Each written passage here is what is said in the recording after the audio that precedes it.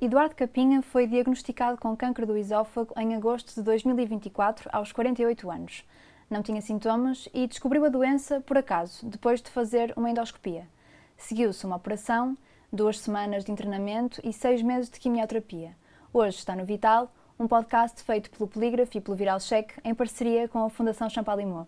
Eduardo, muito obrigada por vir aqui partilhar a sua experiência. Como é que soube que tinha cancro? Não tinha nenhum sintoma? Bom, não tinha a vida que tenho hoje, tinha uma vida assim um bocadinho mais com alguns exageros. Antes de mais, muito obrigado pela oportunidade e, portanto, dar o meu contributo e, naturalmente, agradeço a oportunidade. Não, tinha muito poucos sintomas, portanto, quando fazia alguns exageros, algumas refeições, alguma coisa assim mais complicada, acabava por tomar aquelas coisas do dia seguinte, né? Portanto, para acalmar o estômago e pronto.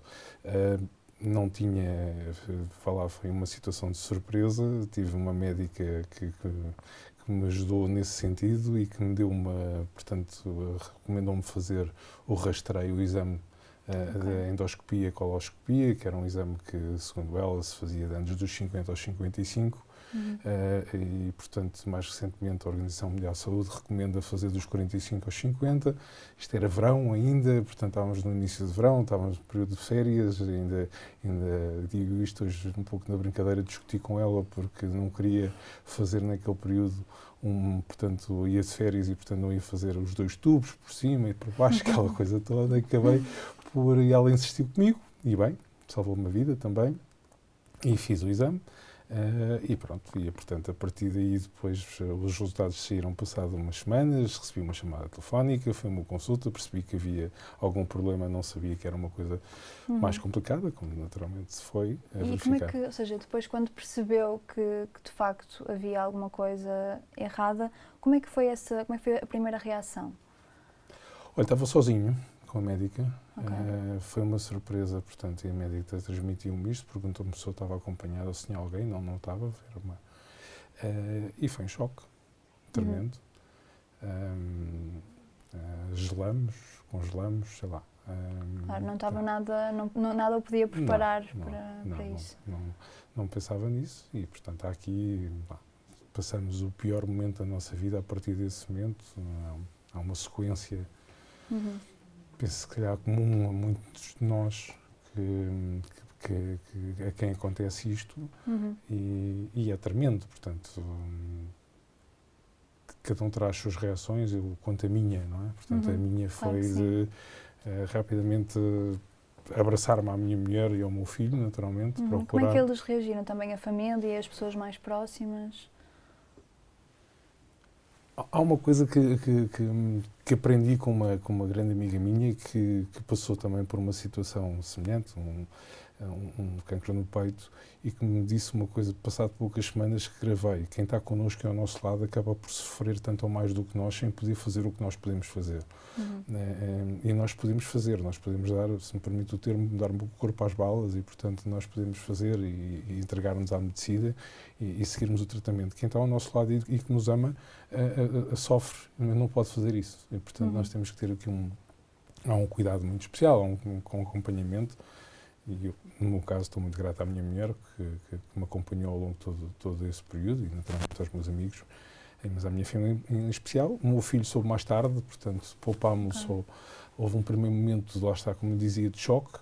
Um segundo momento a minha reação foi: bom, então o que é para fazer? E o que é que podemos fazer? E sou positivo, sou otimista na vida, por natureza, e portanto, de missões, que me caracteriza um pouco, e portanto foi isso que também tentei, foi esse o registro que tentei ter de imediato, e portanto tentar perceber a gravidade das coisas. Na altura fiz todos os exames muito rapidamente, e a quem agradeço muito, ainda neste caso, inicialmente tudo isto foi detectado no Hospital da Luz, inicialmente, e portanto fiz os exames todos de rastreio, de verificação, o que era e o que é que não era, tudo muito rapidamente, como era exigido na altura. E depois, quando percebemos o enquadramento, que havia uma sequência, em poucas semanas ia ser operado, depois provavelmente eu seguir-se a quimioterapia, quando tinha alguma big picture do que é que iria ser o cenário, então falámos com o António, o nosso filho, e e naturalmente demos um enquadramento Claro. E assim foi. Já com as soluções Já com alguma apresentadas. perspectiva, exatamente. Que acho que era aquilo que se nos obrigava como pais, não é? Portanto, e ele foi um forte por várias vicissitudes e a quem agradeço muito uma vez mais o apoio e naturalmente também ao António e os meus amigos. E antes desta entrevista, perguntamos-lhe também que tratamentos é que tinha feito. Disse que fez uma operação que foi assim muito longa e complicada e depois tinha estado 2 semanas internado. O que é que quer dizer com longa e complicada? Que operação foi esta? E depois como é que foram essas 2 semanas que se seguiram? Bom, Marta, assim, longa e complicada é que é o resumo que eu consegui encontrar nos meus adjetivos para a caracterização. Assim, eu fui operado na Fundação, tive um tratamento absolutamente extraordinário. A equipa, a primeira reunião que eu tive, fiz a exposição online, portanto pedi de uma sexta-feira para uma segunda-feira, de manhã fui recebida às 8h pouco da manhã pelo Dr. José Filipe Cunha e que naturalmente me recebeu e foi ele que me operou e que me explicou desde a primeira hora o que era o tratamento, o que era a operação, a cirurgia, a complexidade da cirurgia, portanto era um cancro na junção do esófago com o estômago, portanto basicamente se me permite o termo, era cortar uma parte e a outra, juntar, portanto, e a complicação era essa, portanto, que tem, sei lá, nem me arrisco, do ponto de vista médico, a definir o que é e explicar tudo isso, mas sim, muitas horas de operação, acho que foram 8 ou 9 horas de operação, não sei, e naturalmente com muitos tubos, 4 ou 5 dias nos cuidados intensivos, quem fui muito bem tratado, depois passar para o quarto de recuperação e, portanto, respondendo à sua questão, foi todo um processo de operação e de pós-operação muito acarinhado, muito bem tratado, mas muito doloroso, não é? Portanto, com muito, sei lá, os médicos diziam-me, Eduardo, mexa-se e tem que se levantar e para tirar a radiografia diária e tudo isso, bem, eu não mexia, não é? Estava cheio de tubos, cheio de drenos, cheio de sondas, sei lá.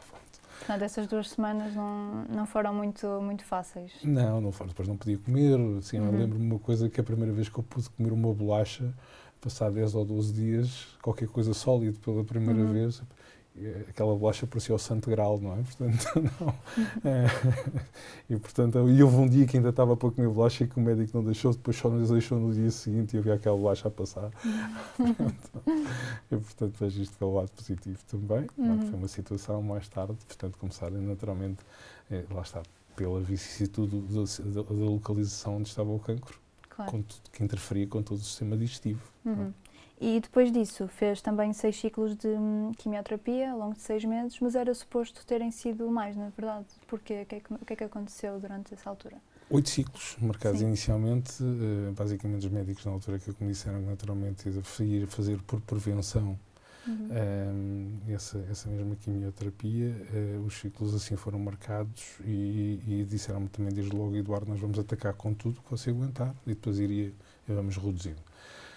E a verdade é que eu fiz, ao fim do 5º, 6º ciclo, estava o ciclo de recuperação estava já muito mais debilitado, a quimioterapia foi tremenda, eu da operação consegui recuperar relativamente, sentia-me, como costumo dizer, um peru no Natal, todo atado, não fazia movimentos, o exercício físico e o ginásio da Fundação foi absolutamente extraordinário, ganhei uma família nova nisso, mas a recuperação física da operação foi uma coisa e depois a quimioterapia foi tremenda, muito dura, pronto, eu não sabia, lá está, sou um otimista, encarei aquilo, olha, lembro-me de um episódio em que estava a fazer aquele terremoto que houve agora no princípio do ano, não é? Sim. Eu estava a fazer uma sessão de quimioterapia, estava tudo, portanto, cheio dos tubos e aquela coisa toda e tudo a tremer, ainda por cima junto ao rio, portanto, mas foi muito duro, foi a recuperação, pronto, foi a quimioterapia. Depois, entretanto, respondendo a essa questão, houve uma altura em que eu tinha uma componente de soro, diretamente na veia principal e a outra de comprimidos. E, portanto, os últimos 2 ciclos deixei de fazer, foi-me retirada a parte do soro, que era mais dura, ficava mais débil, e fiquei só a fazer as últimas 2 sessões com comprimidos. E pronto, e depois terminei no final de março, princípio de abril. E depois esse tratamento deixou algumas sequelas? Deixou, tenho até hoje uma neuropatia, na ponta dos dedos das mãos e dos pés. Ou seja, não os sente? O que é que sente? Aquela situação como nós sentimos normalmente aquele num formigueiro, ou mesmo ter muito pouca sensibilidade tátil. Costumo dizer às vezes aquela coisa de ir ao micro-ondas e sentir qualquer coisa quente, sabe? E normalmente não sentia isso, Claro. porque não tinha essa sensibilidade. Portanto, basicamente, as veias das pontas dos dedos, onde se acumulam estas toxinas, ficam deterioradas e, portanto, deixamos de ter essa sensibilidade. Estou a recuperar, estou muito melhor nisso, tenho ainda essa neuropatia, mas eu diria que se calhar estou a meio caminho. E isso limita-o de alguma forma? Não? Acho que o corpo humano, acho que já sabíamos isso e estudámos isso, não é? Mas depois, quando passamos por uma coisa destas, temos a noção que o corpo humano tem uma capacidade de recuperação realmente extraordinária e devemos estimar melhor o nosso corpo. E como já disse, e nota-se, é uma pessoa bastante otimista, como é que manteve essa atitude? Houve assim algum momento em que sentiu que a sua positividade tenha sido desafiada de alguma forma? Claro que há. Como dizia, sou um otimista, muito apoiado, muito acarinhado pela família e pelos amigos, como dizia, mas há momentos em que, Marta, eu percebi claramente, nunca passei, graças a Deus, por nenhuma depressão, não percebia, sempre encarei as coisas sempre de uma forma, mas percebi claramente que era muito fácil entrar numa espiral descendente e ter uma entrar, e portanto, lá está. Acho que deve haver uma capacidade de força, de energia nossa, de encarar as coisas e de pensar positivo e de conseguirmos arranjarmos energias em nós próprios e motivações e pensar coisas positivas e boas para não entrarmos em pensamentos negativos e em coisas más, porque isso não é... Mas passei por isso, Teve algum acompanhamento psicológico nessa altura? Houve uma altura, já pós quimioterapia, já no final de março, abril, que até por sugestão da minha mulher, lá está que deve ter lido, deve ter estudado um pouco isso e que me sugeriu, fizemos algumas sessões nisso, sessões. Bom, estou grato a isso, mas não... pronto, acho que foi também... Foi importante nessa altura? Foi importante para desabafar e pôr para fora, exteriorizar naturalmente alguns destes sentimentos que menos bons e o que é que sentia e acho que foi positivo também. E conseguiu retirar daí algumas estratégias também ou foi mais uma coisa de desabafar mesmo? Ao longo de todo este processo, nós acabamos por nos conhecermos melhores a nós próprios e, portanto, acabamos por, desde a respiração ao acalmar, eu sou ansioso, sou otimista, mas também sou ansioso e, portanto, ao termos acabamos por nos conhecermos melhores a nós próprios e, portanto, ganharmos algumas estratégias para nós, e que, naturalmente, para o resto das nossas vidas nos devem seguir, mas sim... tudo isto é um processo de aprendizagem, não é? No total. Claro. E aqui durante este tempo, já falou bastante sobre isso também, qual é que foi exatamente o papel da família e dos amigos em que, ao longo deste processo? Olha, foi extraordinário. Dir-lhe isso, acho que a minha atitude positiva não chegava, porque o apoio que tive e o carinho que tive, em primeiro lugar pela família, uma vez mais da minha mulher, do meu filho, até do meu irmão, e dos amigos, essencialmente. Eu tive atitudes de amigos absolutamente extraordinários. Tenho um grande amigo meu que me aparecia até nos cuidados intensivos, onde era permitido fazer visitas.